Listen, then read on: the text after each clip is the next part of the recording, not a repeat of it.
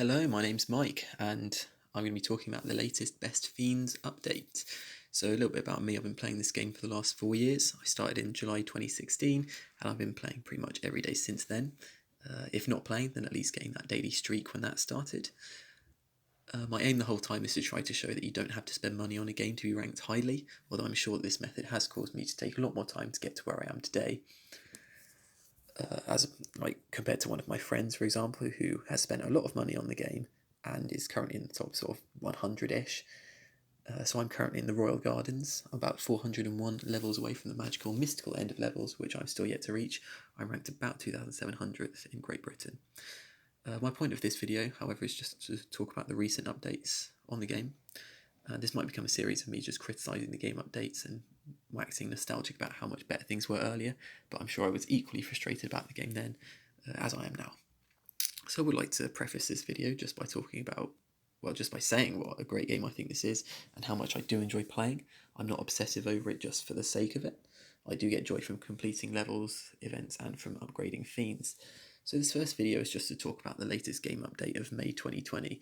So first of all, slight improvement over the absolute nerfing that was the April 2020 update. So one long established part of this game was the ability to earn gold daily by completing 10 levels with Lug's Loot, or a similar objective with Baby Slug or the Bandit Slugs, and these were all removed in the update before this one, presumably as a method to prevent people from easily getting gold, forcing them to spend money on the game. It seemed like there had been a recent update snuck in several months ago that added an extra move onto failed levels pretty regularly.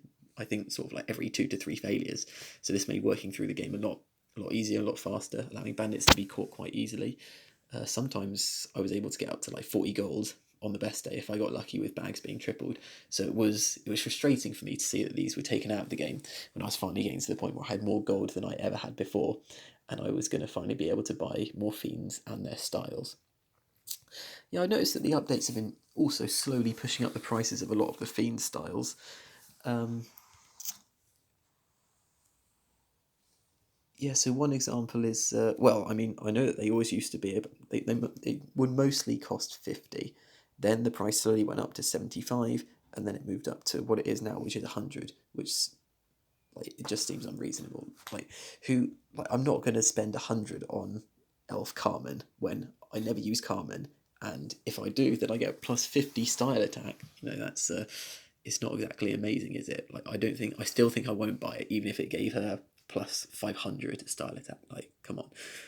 So yeah, they've clearly done this because they think there's more gold in the game now, and they're trying to get us to buy more. But it's annoying for me because now my gold is less valuable because I chose to save it, and also I'm getting a lot less gold coming in.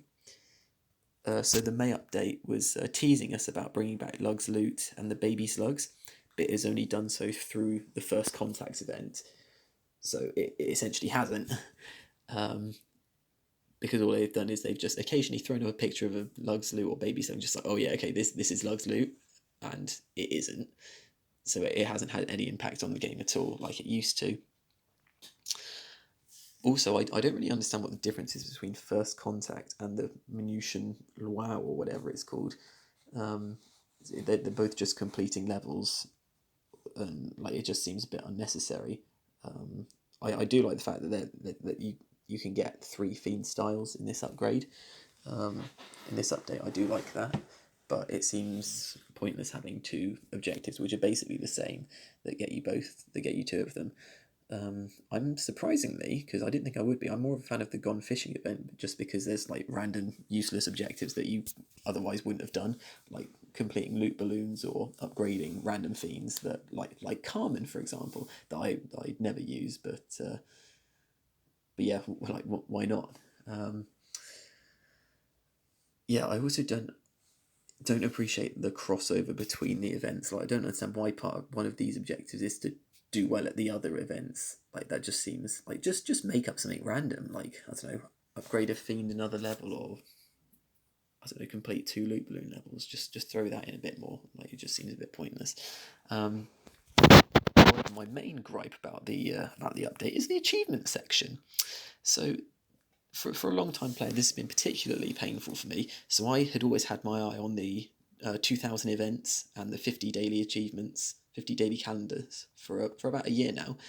And I've always really wondered what those final rewards are going to be, but now they've just massively moved the goalposts. So today I got my 42nd daily calendar complete, and as someone that was there with the first daily calendars of 20 days, and having played almost every day since, I can almost guarantee that there's no one else who's managed to get more than about 44, and now they've moved it up to 60. So the initial target was 50. We were all very close. It would have taken me like maybe 6 months to get there, and now they've just moved it to 60, so it's just like, well, fine, I guess I've got to play for now another year to get it. And I also don't doubt that as soon as I get there, as soon as I get to like 57, they'll move it up to like 80. So it doesn't feel like there's any point going for them anymore if they're just going to constantly like make them harder.